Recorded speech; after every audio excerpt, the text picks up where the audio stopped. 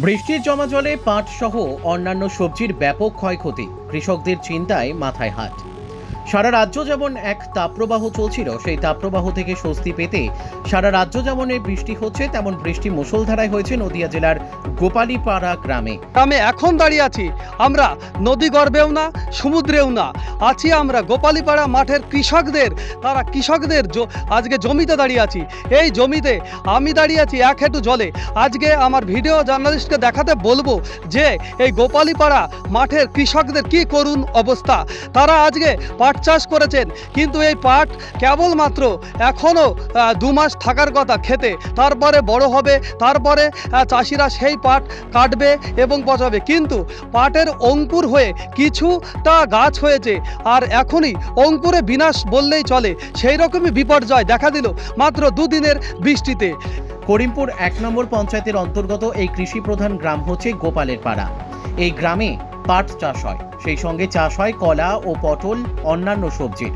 কৃষকরা স্বপ্ন নিয়ে চাষ করা শুরু করে, কিন্তু সেই স্বপ্ন যে এরকম বৃষ্টির জলে দুঃস্বপ্ন হয়ে উঠবে, কল্পনাও করতে পারেননি কৃষকরা। কৃষকদের একটাই দাবি যে এই মাঠের জল একটা সুষ্ঠু তারা নিকাশি নালা চাইছেন, যে সেই নিকাশি নালার মাধ্যমে এই বৃষ্টির জমে থাকা জলটা যাতে বের হয়ে যাবে। প্রত্যেকবার এইরকম বৃষ্টির হাত থেকে তারা যেন রেহাই পাবে এবং বৃষ্টির হাত থেকে তাদের যে ক্ষেত যাতে বাঁচে এবং সুষ্ঠুভাবে যাতে ক্ষেত হয়, তারা তাকাচ্ছেন সেই দিকে। তাই 2 দিনের বৃষ্টির জলে ডুবে নষ্ট হয়ে গেছে তাদের পাট ক্ষেত, পটল ক্ষেত, কলা বাগান ও অন্যান্য সবজি ক্ষেত। এই কৃষকরা কেউ নিজের জমিতে চাষবাস করেন, কেউ বা অন্যের জমিতে ভাগ চাষি হিসেবে চাষ করেন। এত পরিমাণে রাসায়নিক সার, তেল বীজের মূল্য বৃদ্ধি, তারা ফসল ফলিয়েছেন খেতে, কিন্তু জলে নষ্ট করে দিল। এখন তারা কি করে সংসার চালাবে, এ নিয়ে কৃষকদের কপালে চিন্তার ভাঁজ পড়েছে। এই কৃষকদের কাছে চলে গিয়েছিল ক্রাইম প্রেস বেঙ্গল। তখন কৃষকরা তাদের সমস্যার কথা জানান যে বৃষ্টির জমা জলে নষ্ট হয়ে গেছে তাদের ফসল। প্রশাসনের কাছে তারা করজোড়ে আবেদন করেছেন যে তাদের এই জমা জল যেন বের করে দেওয়ার জন্য একটি খালের ব্যবস্থা প্রশাসন করে দেয়। তাহলে আগামী বছর বৃষ্টি হলে পরে এই জল খালের সাহায্যে বেরিয়ে যাবে ও সঠিক করে চাষবাস করতে পারবেন। এই চিত্রই উঠে আসলো আমাদের ক্রাইম প্রেস বেঙ্গল নিউজের ক্যামেরায়। আর এই যে পটলের যা বর্তমানে দাম, এই যে চাষের দাম হবে না, সারের দাম হবে না, এই যে কিসের দাম হবে রে ভাই? আমি তো এই যে বাঁচতে পারবো না। এই যে পটলের যে অবস্থা, আর এই যে জীবনটা শেষ হলে পটলের লতা, এই পটলের লতার কি অবস্থা ইয়া আজকে জলে গেল পটলে, যে দাম নাই, সার নাই, সারে যা কিনতে গেলে দোকানের যা অবস্থা আছে, আমরা এই বৃষ্টির জলে এসে এইসব পটল সব এসে নষ্ট হয়ে যাচ্ছে। আর এই যে অবস্থাটা কি, এই যে জল উঠে চলে এসে নেমে গেলে এই পটল কিছু হবে না। এই যে পটলের অবস্থা, বৃষ্টিতে আপনার জমি ডুবে যায়? হ্যাঁ, অল্প জমি দিয়ে আমার জমি ডুবি শেষ হয়ে যায়। আপনার পটল কত বিঘা আছে? এই পটল হয়েছে 1.5 বিঘা মতন। ভাই আপনার চরম ক্ষতি হচ্ছে। আরে বলেন না ভাই, আমার জীবনটা শেষ হয়ে গেল। নিজের জমি করে? একবার নিজের জমি। আপনার নাম? আমার নাম মনিরুল শেখ, গোপালপাড়া বাড়ি। প্রশাসনের কাছে কি দাবি করবে? প্রশাসনের কাছে যদি আমাদের একটু জল নিকাশির ব্যবস্থা করে, তাহলে আমরা সুরক্ষা পাই। এতটুকু জলের মধ্যে ছিল, তাহলে এই পাটটা কিভাবে হয়?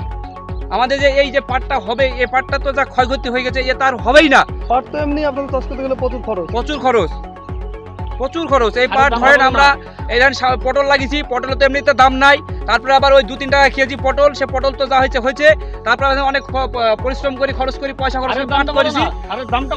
তাছাড়া আবার সারের যা দাম, হ্যাঁ, সার, বিষ, এই কীটনাশকের দাম দিতে আমি হয়রান। তারপরে আবার এত ক্ষয়ক্ষতি। হ্যাঁ, আমার নাম সৌরভ হোসেন, গোপালীপাড়ার বাড়ি। তাহলে এইসব যদি নষ্ট হয়ে যায়, তাহলে চাষিরা কি করে খাবে? একদিনের বৃষ্টির জলে হলো? একদিনের বৃষ্টির জলে, এক রাত্রে বৃষ্টি হলো। আপনারা কি স্থানীয় কোনো প্রধান মেম্বারকে জানিয়েছিলেন? হ্যাঁ, জানিয়েছি। আপনার নাম? আমার নাম আকলিমা শেখ, বাড়ি গোপালীপাড়া, পশ্চিমপাড়া। প্রশাসনের কাছে তারা আর্জি জানাচ্ছেন। কেউ জানিয়েছেন আমাদের ক্রাইম প্রেস বাংলা নিউজের সামনে যে তারা পটল চাষ করেছেন, পটলের দাম নেই, কিন্তু পটলে জল গেলে পারে সেই ক্ষেত নষ্ট হয়ে যাবে। কিন্তু পশ্চিম বাংলার মধ্যে সর্বপ্রথম আমাদের এই নদিয়াতে বেশি পরিমাণে যেমন পাট চাষ হয়, পাটের একটা সুনাম আছে এই নদিয়াতে, এবং তারই সঙ্গে নদিয়াতে কলা চাষ হয়, তেমনি পটল চাষ হয়। তারা দেশের অন্যতম সর্বত্র জায়গায় ছড়িয়ে যায়। এই কৃষকদের আজকে চিন্তার ভাঁজ কপালে, তাদের মাথায় হাত, তারা কি করে সংসারের দিন যাপন করবেন, এই চিত্রই উঠে আসলো আমাদের ক্রাইম প্রেস বেঙ্গল নিউজের পর্দায়। ভিডিও জার্নালিস্ট আসবাত শেখের সঙ্গে অর্ধেন্দু মালাকারের রিপোর্ট, ক্রাইম প্রেস বেঙ্গল।